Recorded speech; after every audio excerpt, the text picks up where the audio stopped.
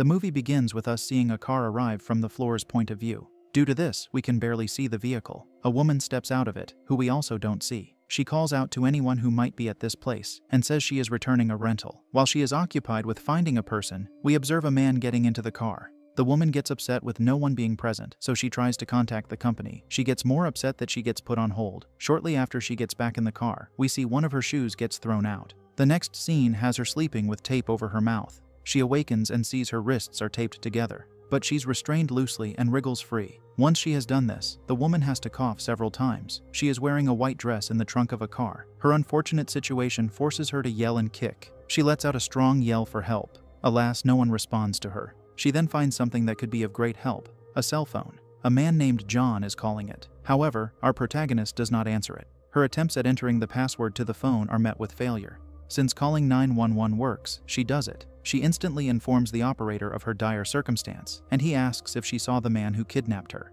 She did not. We learn her name is Amanda. The operator tells her she is somewhere north of Houston, before he asks if there is an emergency trunk release in the vehicle. He describes what it should look like. Amanda doesn't see such a release, therefore the man instructs her to try pressing up. She angrily tells him she tried doing that. The operator informs her all the police are searching for her now.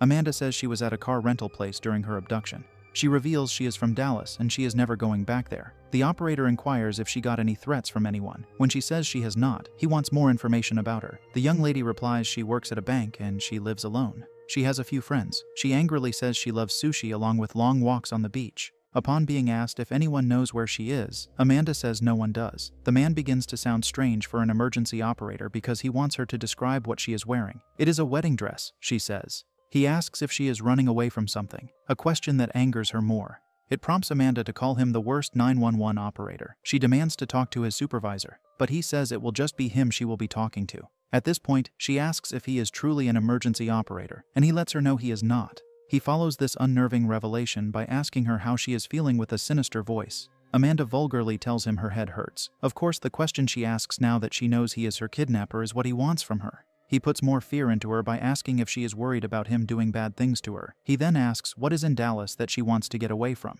He doesn't get an answer. What he gets is her ending the call out of anger. This time, she manages to remove the top part of the car. Finding a tool, Amanda starts to bang the car with it. She slams a part of it out onto the road and looks through the hole to see the road her kidnapper is driving on. Afterward, she props the trunk open. She sits, which should allow the car behind to see her. As she yells for help, her kidnapper suddenly swerves, causing her to fall back in. Soon the car stops and the man comes to the trunk. We barely see him as he takes away the tool Amanda collected. When he closes the trunk, she looks through the hole to see a truck approach them. The kidnapper warns her to stay quiet. A man exits the truck, asking the kidnapper if he is okay. The latter asks if the man has a rope, for his trunk does not close properly.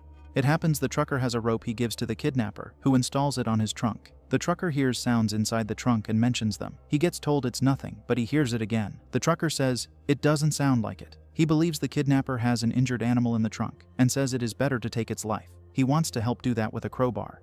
This is the time Amanda chooses to get the trucker's attention. He realizes it's not an animal inside the trunk. He makes the mistake of not being on his guard, allowing the kidnapper to whack him with the tool. He gets back in the car so he can go in reverse into the trucker. He does it a second time to bring him to an early grave. We see the trucker has a bumper sticker that states, "Jesus loves guns." Moving along, the kidnapper continues to drive. Some time passes with Amanda processing her situation in the trunk. Then it sounds like the car hit something and stops. From behind the trunk, the kidnapper says he is sorry for the rough ride. He also tells his hostage he did not intend to take the life of the trucker. He is not a violent person, yet she made his action necessary. All she can respond with is by throwing an explosive F-bomb at him. The kidnapper still wants to know what the deal is with her wedding dress. He asks who rents a car and drives in a dress like that. He offers to give her something if she tells him the story behind it. Amanda bluntly tells him that he has nothing she wants. He quickly convinces her that he does, by asking if she wants the new password to her phone.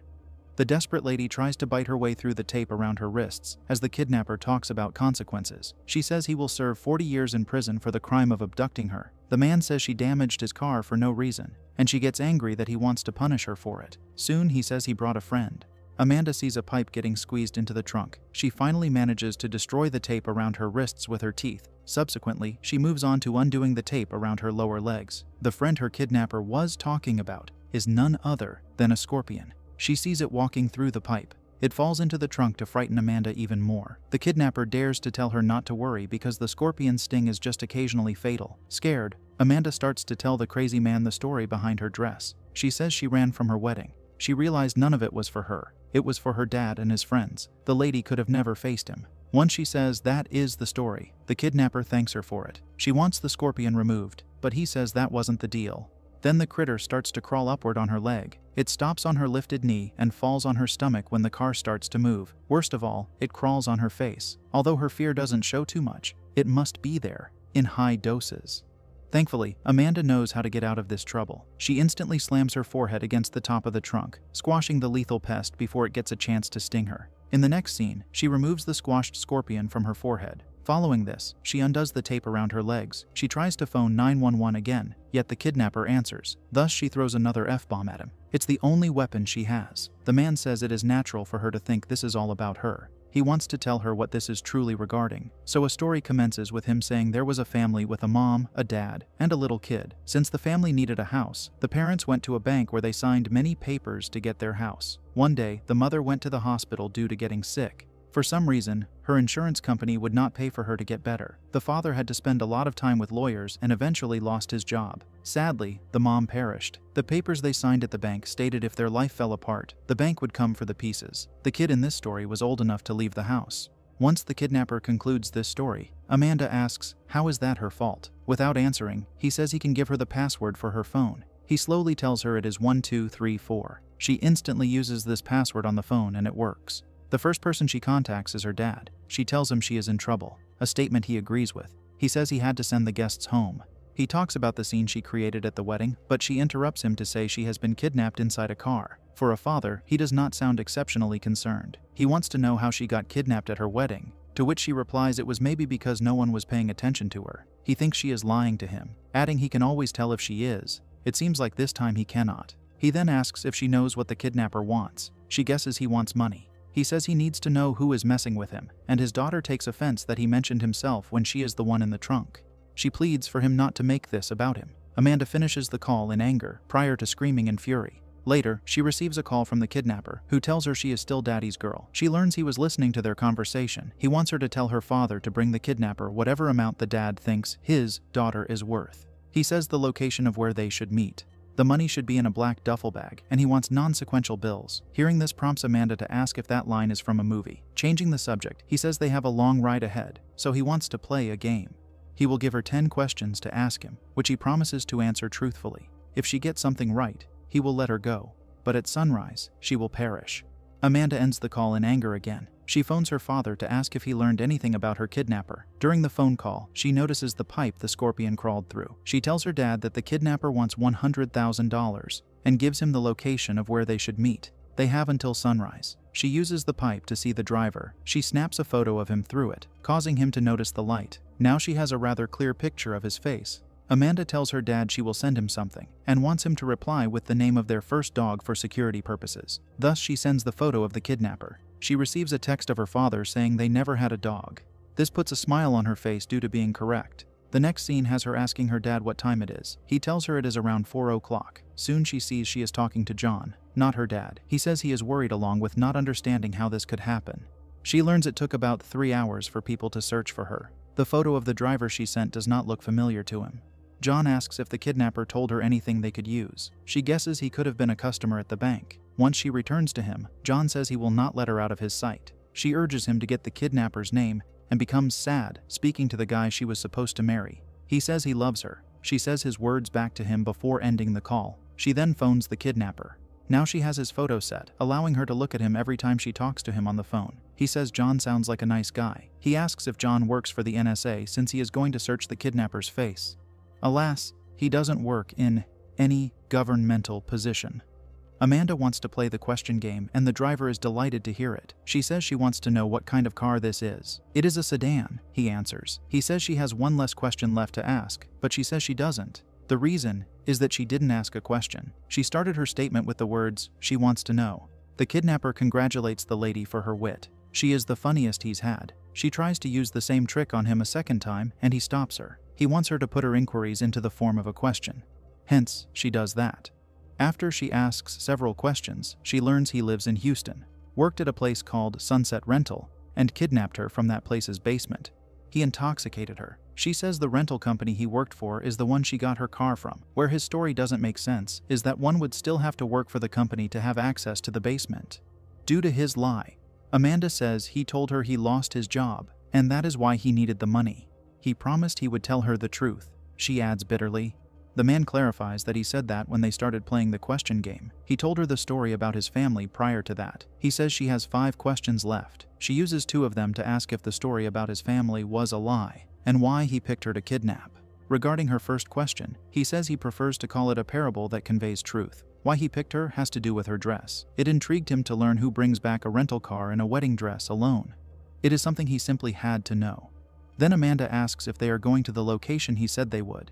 Interestingly, they are not. Soon trouble appears for the driver in the form of him hearing a police siren. It happens to be for him. He stops the car and instructs his hostage to keep quiet. He reminds her she already has one life on her conscience. She uses this time to text John or her dad where the kidnapper works. Following this, she sees a policewoman approach the car to tell the kidnapper to turn it off. She also informs him he has a broken taillight. To her, it seems like he drove into a deer with his car. Once he tells the officer where he is headed, Amanda texts John or her dad of this new location. The officer wants to look inside the trunk, and the kidnapper asks if that is necessary, for he went through the trouble of tying it with the rope.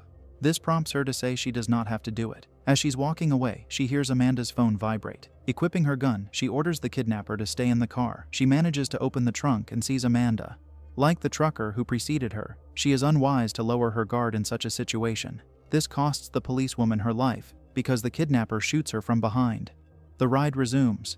Amanda phones her father in this harsh time, telling him she doesn't know if she can continue. He gets angry and asks the kidnapper if he is listening. The father claims to know who the wicked man is. Furthermore, he says he has the money. He tells his daughter the man's name is Michael Bellerose. Subsequently, Michael stops driving. He tells his hostage the sun will rise soon. We see Amanda has the policewoman's baton. Michael says these things usually go a lot smoother. She starts to cry and he tells her not to, for all good things must end. When she asks what he does at the rental company, he says he is the one who drives the car back to where it was rented. He then uses a Greyhound to ride back home. He says she has one question left to ask, but she doesn't want it. He asks if she's not going to ask about his reasons for doing this. This causes her to mock him by saying he probably had a speech prepared. Amanda claims to already know who he is and states his name. Now she wants to tell him a story. She begins like he did earlier, saying there was once a family. However, Michael wasn't the husband. He was the kid whose mom perished. His dad did not leave him due to being a bad person. She says he left because of rich people. This was not about the money for Michael or even for her. Amanda thinks he is just an angry, lonely man who takes it out on innocent people. She uses her last question to ask if she got this story right. Michael replies it is rather spot on. He thinks the delivery of her speech was also great. He says he would have let her go, yet she got his name wrong. Michael is not his real name. For this, he wants to introduce her to another friend of his. He opens the trunk to gift her with a second venomous vermin, a snake. Amanda fearfully looks at it, staring at her while rattling its tail. Thankfully, a helicopter arrives, and the snake slithers off her to hide somewhere in the trunk. We hear the shocked words of the kidnapper. The man in the helicopter yells that the kidnapper remains in his car. The hero happens to be Amanda's father, who owns the bank. After he parks his expensive vehicle, he comes to the front of the car wearing a cowboy hat. He removes it before he sits in the passenger seat. He demands to know where his daughter is, and the kidnapper says she is very near. She tells her father she is unharmed. He gives the kidnapper a duffel bag he says contains the $100,000. The problem is that he says the wicked man isn't getting it. The bank owner points a gun at him. Amanda yells for him to give the kidnapper the money, but he tells her to stay out of this. When the kidnapper takes a paper out of the sun visor, the father shoots him to his possible demise. He becomes surprised with looking at the paper. He then slips it into the trunk for his daughter to see. It is the rental paper she authorized. He says he knows he hasn't always been around after her mother passed away. Despite that, he always gave her what she wanted. Thus he asks why she would do something like this. He adds John is a good guy, and asks if she knows how devastated he is. The dad partially wants to leave her in the trunk, which she provokes him to do. She sarcastically says she was thrilled to be born rich. It allowed her to never work for anyone except him. He wants her to contact John to tell him she is sorry. As he says this, she looks through the pipe to see the kidnapper is still alive. She yells this to her dad, and the man starts the car to begin driving. This results in Amanda's father chasing them in his helicopter. He slams it into the car a few times. Soon she looks through a hole to see the helicopter being damaged while emitting smoke.